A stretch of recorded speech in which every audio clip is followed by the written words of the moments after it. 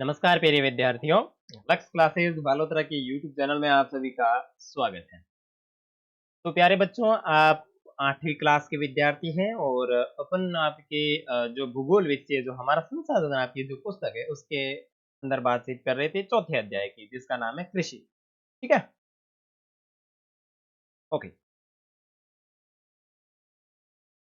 कृषि वाला पार्ट अपन पढ़ रहे थे और मैंने आपको कृषि के प्रकार बताए थे, जिसके अंदर अपन ने निर्वाह कृषि की बात की थी और ये सारी चीज़ें मैंने आपको पढ़ाई थी। उम्मीद करता हूँ आपको ये चीज़ें बहुत अच्छी तरीके से समझ में आ गई होगी। और अभी तक आपने इसका जो पहला और दूसरा पार्ट नहीं देखा है, तो पहले आप लक्ष्य क्लासेस बालोतरा के यूट्यूब चैनल की प्लेलिस्ट में जाकर पहले वो देखिए, उसके बाद में इसको पढ़िए ताकि आपको पूरा पार्ट अच्छे से समझ में आएगा। मैंने आपको ये आपकी निर्वाह कृषि अच्छे तरीके से समझा दी थी और आज अपन जो बात करेंगे वो आपकी वाणिज्यिक कृषि के बारे में बातचीत करने वाले। ठीक है ना? तो मैं कर लेता हूँ इसको ज़ूम ताकि आपको भी बहुत अच्छे तरीके से समझ में आ जाए। और अच्छी तरीके से दिखे भी। और कुछ विद्यार्थियों के वो क्या बोलते हैं उसको, क्वालिटी में दिक्कत आ सकती है, तो आपको करना क्या है, सेटिंग में जाकर के थोड़ी जो क्वालिटी है वो आप इसको एडवांस क्वालिटी में जाओगे ना, तो उसकी क्वालिटी है वो गुणवत्ता होती है उसको बढ़ा लेना थोड़ा। 360 आ रहा होगा या फिर 700 कुछ ऊपर आ रहा होगा, उसको कर लेना ताकि आपको अच्छे से दिखेगा। और आज मैं आपको जो चीज़ पढ़ाऊँगा वो है वाणिज्यिक कृषि। वाणिज्यिक कृषि शुरू करने से पहले मैं आप सभी से पूछना चाहता हूँ कि निर्वाह कृषि का मतलब क्या होता है? मुझे सिर्फ निर्वाह कृषि का मतलब बताओ। जिन-जिन विद्यार्थियों को आ रहा है, वो कमेंट सेक्शन के अंदर ज़रूर लिखें कि निर्वाह कृषि का मतलब ये होता है। आप टाइप करके लिखो, चाहे उसके अंदर बोल करके लिखो, कैसे भी करके लिखो, लेकिन कमेंट करके मुझे ज़रूर बताओ कि सर आपने जो निर्वाह कृषि समझाई थी हमारे को अच्छी तरीके से पता है। चलिए वाणिज्यिक कृषि की बात करते हैं। देखो, वाणिज्यिक कृषि में फसल उत्पादन और पशुपालन बाजार में विक्रय हेतु किया जाता है। मैंने आपको बताया था कि निर्वाह कृषि जो होती है वो सिर्फ और सिर्फ अ, आवश्यकता की पूर्ति के लिए की जाती है। लेकिन वाणिज्यिक कृषि देखो, वाणिज्यिक जो शब्द है ना, ये वाणिज्यिक शब्द, इस वाणिज्यिक शब्द का जो मतलब होता है वो होता है आपका व्यापार। इसका जो मतलब होता है ना, वो इसका मतलब होता है व्यापार। ऐसी कृषि जो व्यापार के उद्देश्य से, और व्यापार का मतलब होता है बेचना। किसी भी चीज को मार्केट में बेचने के उद्देश्य से की जाने वाली जो कृषि होती है वो होती है वाणिज्यिक कृषि। अब आपने चीज देख ली कि भाई आपने अफीम की खेती कर ली। अब अफीम तो आप खा नहीं सकते, या फिर आपने गन्ने की खेती कर ली और गन्ने के वो लठ तो आप सारे खा नहीं सकते। तो इनका क्या किया जाएगा, इनसे और पदार्थ बनाए जाएंगे और पदार्थ आप घर पे नहीं बना सकते, तो आप इसको मार्केट में बेचेंगे। तो ऐसा कृषि कार्य जो केवल और केवल बेचने के उद्देश्य से किया जाता है वो आपका वाणिज्यिक कृषि के अंतर्गत आता है। आपको सिंपल परिभाषा में मैंने बता दिया। अब इस किताब की जो परिभाषा है इसके अंदर देख लेते हैं। देखो, वाणिज्यिक कृषि में फसल उत्पादन और पशुपालन बाजार में बिक्री हेतु, बाजार में बिक्री हेतु का मतलब ये हुआ कि बाजार में बेचने के उद्देश्य से किया जाता है। इसमें विस्तृत कृषि क्षेत्र और अधिक पूंजी का उपयोग किया जाता है। अधिकांश कार्य मशीनों के द्वारा किया जाता है।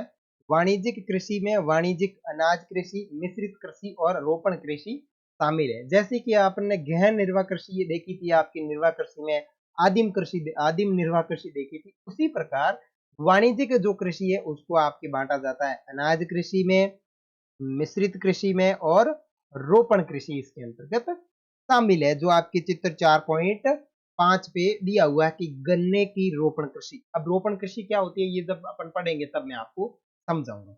सबसे पहले और पहले अपन टॉपिक की बात करें कि वाणिज्यिक अनाज कृषि का क्या मतलब है और इसमें कौन कौन सी फसलें आती है। तो मोटा मोटी आपको वाणिज्यिक कृषि का मतलब पता चल गया होगा कि भाई वाणिज्यिक कृषि हुआ की है, यानी बा कृषि की व्यापार करने के उद्देश्य की जावे। बी में कई फसलों उगाई जावे जबको मार्केट में बेची जा सके। जैसे गन्ना हो गया, कॉफी हो गई, चाय हो गया, अफीम हो गया, डोडा की जो खेती होती है वो हो गया, अन्य ऐसी कई जैसे रुई कपास की जो खेती है वो हो गया। ऐसी जो खेती होती है वो मार्केट में बेचने के उद्देश्य से की जाती है, उसको बोला जाता है वाणिज्यिक कृषि। और वाणिज्यिक कृषि जो है वो उसके आपके प्रकार की बात करें तो पहला अनाज कृषि, दूसरा मिश्रित कृषि और तीसरी रोपण कृषि इसके प्रकार है। वाणिज्यिक अनाज कृषि के अंदर देखो, वाणिज्यिक अनाज कृषि में फसलें वाणिज्यिक उद्देश्य से उगाई जाती है। और ये जो वाणिज्यिक शब्द है इसका मतलब होता है पैसे कमाने, पैसे कमाने की दृष्टि। अब आपने गन्ने की खेती की तो आपका मतलब क्या हुआ कि भाई आप गन्ने की खेती में जो गन्ने के लट होते हैं उनको गांव में बांटोगे या फिर उसको मार्केट में बेचोगे। तो वो कृषि कार्य जो वाणिज्यिक उद्देश्य से जो फसलें उगाई जाती है, जिसके अंदर बात करें आपके गेहूं, मक्का सामान्य रूप से उगाई जाने वाली फसल है। उत्तर अमेरिका, यूरोप, एशिया के शीतोष्ण घास के मैदानों में वाणिज्यिक अनाज कृषि के प्रमुख क्षेत्र है।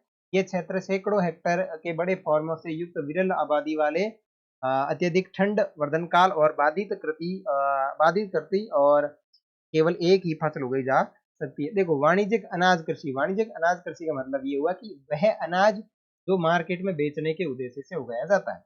जैसे आपके पास में बहुत बड़ा खेत है और उस खेत के अंदर आपने गेहूं उगा दिए बहुत सारे, ठीक है, अत्याधुनिक टेक्नोलॉजी लगा के बहुत सारे गेहूं का उत्पादन कर दिया, लगभग 100 बोरी गेहूं का उत्पादन हो गया। तो आप 100 बोरी पूरा तो खा नहीं सकते, जो पीछे बचा हुआ है उसको मार्केट के अंदर बेचेंगे। तो वो अनाज जो मार्केट में बेचने के उद्देश्य से उत्पादित किया जाता है उसको बोला जाता है वाणिज्यिक अनाज कृषि। ठीक है। उसके बाद में मिश्रित कृषि। मिश्रित को मतलब बोला है मिक्स में, गेहूं उगा दिया, राइड और बाजरी सब मिक्स में उगा दिया। ठीक है। मिश्रित कृषि में भूमि का उपयोग भोजन व चारे की फसलें उगाने और पशुपालन के लिए किया जाता है। अब इसकी परिभाषा क्या है कि वह कृषि जिसके अंदर भोजन के लिए भी सामग्री का उत्पादन किया जाता है, चारे की फसल का भी उत्पादन किया जाता है और साथ ही साथ पशुपालन भी किया जाता है, उसको कहा जाता है आपके मिश्रित कृषि कहा जाता है। ऐसा कृषि कार्य जो जिसके अंदर क्या क्या चीजें शामिल होती है, देखो क्या क्या चीजें शामिल होती है मैं आपको बताता हूँ। इधर ध्यान, क्या क्या चीजें शामिल होती है इधर समझो। देखो मिश्रित कृषि, भाई यहाँ पे खेत है, उस कृषि के अंदर आपके भोजन के लिए आपके मैंने उगा दिया बाजरा, ठीक है। चारे के लिए मैंने एक चारे की फसल उगा दी, चारा उगा दिया, और चारे के साथ में मैंने क्या किया, पशुपालन भी किया। जैसे अपन लोग गांव में करते हैं ना, पशुपालन किया। ये इतनी सारी रामायण एक साथ में हो गई, तो इस कृषि को अपन बोलते हैं मिश्रित कृषि। मिश्रित कृषि ऐसा कृषि कार्य जिसके अंदर भोजन का जो भोजन के लिए जो उत्पादन होता है जिस भी अनाज का वो भी उगाया जाता है, और चारा भी उत्पादित किया जाता है, और पशुधन भी साथ में किया जाता है। ऐसी जो कृषि होती है उसको बोलते हैं मिश्रित कृषि। और अपन जो ये कृषि करते हैं वो पूरी ऐसी ही होती है जिसके अंदर अपने पशुपालन भी होता है, चारा भी होता है और बाजरा भी होता है। आगे देखो, ये यूरोप, पूर्वी संयुक्त राज्य अमेरिका, अर्जेंटीना, दक्षिण पूर्वी ऑस्ट्रेलिया, न्यूजीलैंड और दक्षिण अफ्रीका में प्रचलित। अब आप सोच रहे होंगे कि सर इसके अंदर भारत का नाम नहीं है। देखो ये विश्व स्तर पर बताया गया है, बाकी आप भारत के स्तर पर पढ़ेंगे तो अपने नाम भी आएंगे। ठीक है, ओके। अब उसके बाद में आता है रोपण कृषि। तो आपको ये दोनों चीजें समझ में आ गई ना। मिश्रित कृषि आपको समझ में आ गया और वाणिज्यिक अनाज कृषि भी आपको समझ में आ गया। भाई वो अनाज जो मार्केट में बेचने के उद्देश्य से किया जाता है, और जैसे आपके गन्ना हो गया, ये क्या नाम है इसका, गेहूं हो गया, मक्का हो गया, वो सारी चीजें। ठीक है, मिश्रित कृषि के अंदर ये सारी चीजें मिक्स में उगाई जाती है। और उसके बाद में अपन देखेंगे रोपण कृषि। ठीक है, ओके। वाणिज्यिक कृषि का एक प्रकार है जहां चाय, कहवा, ये चीजें थोड़ी याद रखना।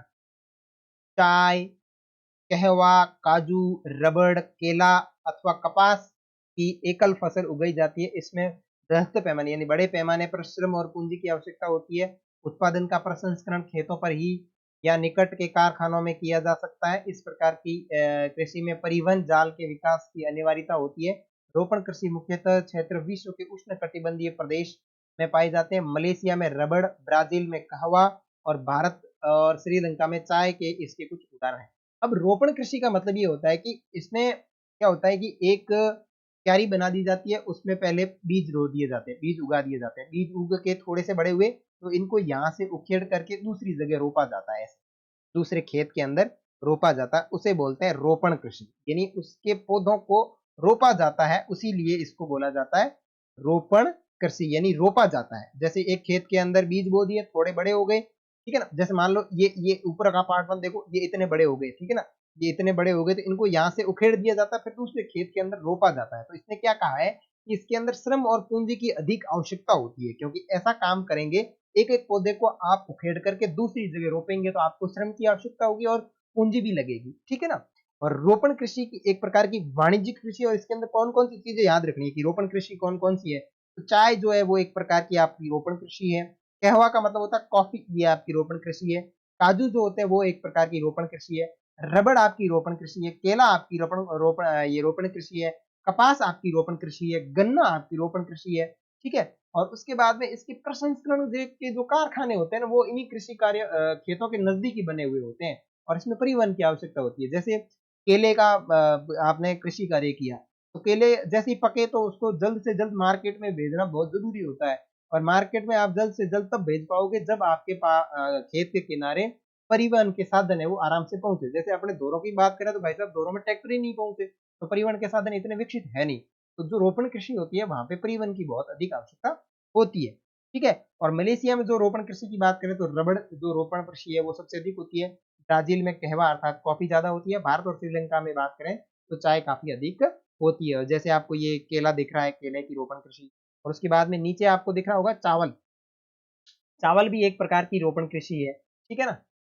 चावल भी एक प्रकार की रोपण कृषि है। देखो इसमें ये लोग ये पौधों के बीज ये देखो हाथ में पकड़े हुए ये रोप रहे हैं, ठीक है ना। आगे देखो, अब आगे अपना जो टॉपिक स्टार्ट हो रहा है वो हो रहा है मुख्य फसलें। अब मैं कल आपको इस कृषि का पूरा चार्ट वापस बताऊंगा, जिसके अंदर अपन आपकी निर्वाह कृषि और ये वाणिज्यिक कृषि सारी चीजें अपन वापस देखने वाले हैं। अब देखो मुख्य फसलें, अब ऐसी कौन कौन सी मुख्य फसलें हैं उनकी बात करेंगे। देखो बढ़ती हुई जनसंख्या की आवश्यकता को पूरा करने के लिए विविध प्रकार की फसलें उगाई जाती है। फसलें कृषि आधारित उद्योगों के लिए भी कच्चे माल की आपूर्ति करती है। गेहूं, चावल, मक्का और बाजरा मुख्य खाद्यान्न फसलें हैं। जूट और कपास रेशेदार फसलें, और चाय और कवा और मुख्य पेय फसलें। अब मुख्य फसलों की बात करें तो ये इतनी जनसंख्या बढ़ रही है, इस पूरी जनसंख्या को पेट भरने के लिए हमारे को कुछ ना कुछ फसलें तो उगानी पड़ेगी। और उस फसलों के अंदर बात करें तो ये जो गेहूं, चावल, मक्का और बाजरा मुख्य खाद्य फसलें, खाद्य का मतलब खाने के लिए उपयोग में ली जाती है। जूट और कपास बिल्कुल रेशेदार फसलें, रेशे मतलब जिनसे रेशे बनाए जाते हैं, जैसे बोरियां हैं, बड़ी बड़ी रस्सियां हैं, वो इनसे बनाई जाती है जूट और कपास। उसके बाद में बात करें चाय और कौवा प्रमुख पेय फसलें हैं। तो पेय का मतलब है जिनको पिया जाता है, ठीक है ना, पेय फसलें। तो आपके प्रश्न पूछा जा सकता है कि पेय फसलें कौन सी है, तो चाय और कहवा, कहवा का मतलब होता है कॉफी। रेशेदार फसलें कौन सी है, तो जुट और कपास रेशेदार फसलें। और मुख्य खाद्य फसलें कौन सी है, तो आपके गेहूं, चावल और बाजरा, मक्का भी आप इसके अंदर शामिल कर सकते हैं। तो ये चीजें आपके दिमाग में बहुत अच्छे तरीके से सेट होनी जरूरी है, ठीक है। हाँ तो खाद्य फसलें देख ली, और रेशेदार फसलें देख ली, और आपने कहवा देख लिया जो आपका पेय पदार्थ है। अब सबसे पहले अपन बात करेंगे खाद्य फसल के अंदर चावल की। किसकी बात करेंगे, चावल की बात करेंगे। यह विश्व की मुख्य खाद्य फसल है, इसको पूरा विश्व खाता है। यह उष्ण कटिबंधीय और उपोष्ण कटिबंधीय क्षेत्रों में पाई जाती है। उष्ण कटिबंधीय का मतलब है गर्म, और उपोष्ण का मतलब है न अधिक गर्म न अधिक ठंडा प्रदेशों का मुख्य आहार है। आहार का मतलब है जिसको भोजन के रूप में खाया जाता है उसको बोला जाता है आहार, ठीक है। चावल के लिए उच्च तापमान, अब देखो चावल के लिए क्या जरूरी है, चावल के लिए उच्च तापमान, अधिक आर्द्रता और वर्षा की आवश्यकता अधिक होती है। अब मुझे बताओ, आप चावल को जब उबालते हैं या जब बनाते हैं तब कुकर के अंदर चावल के ऊपर पानी पूरा होता है या नहीं होता, मतलब ऊपर मात्रा में, जैसे आपने कुकर के अंदर चावल डाले एक कटोरी, तो उसके ऊपर पानी डबल डाला जाता है ताकि चावल अच्छी तरीके से उग सके। तो ध्यान रखना, चावल में आप बनाते समय भी पानी अधिक डालते हो, और इनको जब उगाया जाता है तब भी अधिक पानी की आवश्यकता होती है। जैसे कि आप इस चित्र के अंदर देख सकते हैं कि ये महिलाएं जहाँ चावल के पौधों को रोप रही है, उनके देखो यहाँ पे पानी है, पैर इनके पानी के अंदर फंसे हुए। तो ध्यान रखना, जब चावल उगाया जाता तब भी इसको पानी की अधिक आवश्यकता होती है, तो ध्यान रखें। चावल के लिए उच्च तापमान यानी तापमान अधिक चाहिए, अधिक आर्द्रता चाहिए, वर्षा की मात्रा अधिक होनी चाहिए, और ये फसल चिका युक्त जलोढ़ मृदा, जलोढ़ मतलब जहां जल की मात्रा अधिक हो, जिसमें जल रोकने की क्षमता हो और सर्वोत्तम ढंग से बढ़ती है, चीन चावल उत्पादन में अग्रणी है और चीन जो है वो चावल उत्पादन में अग्रणी देश है। इसके बाद क्रमशः भारत, उसके बाद जापान, चीन, श्रीलंका और मिस्र है। अनुकूल जलवायु देशों दशाओं जैसे पश्चिमी बंगाल और बांग्लादेश में एक वर्ष में 2 से 3 फसलें भी उगाई जा सकती है। तो कौन सा ऐसा देश है जैसे आपके पश्चिम बंगाल और बांग्लादेश जो है वहां पे एक वर्ष के अंदर 2 से 3 बार चावल की फसलें उगाई जाती है। पुनः देख लेते हैं इसको। देखो अपन बात कर रहे हैं चावल की। चावल पूरे विश्व की एक प्रमुख खाद्यान्न फसल है। इसको उष्णकटिबंधीय क्षेत्र तथा उपोष्णकटिबंधीय क्षेत्रों के अंदर उगाया जाता है। चावल के लिए अधिक तापमान की जरूरत होती है, अधिक आर्द्रता की जरूरत होती है, आर्द्रता का मतलब नमी वाला क्षेत्र, और अधिक वर्षा की जरूरत होती है। इसके लिए सिक्का युक्त जलोढ़ मृदा होनी जरूरी है और जिसके अंदर जल को रोकने की क्षमता अधिक होनी चाहिए।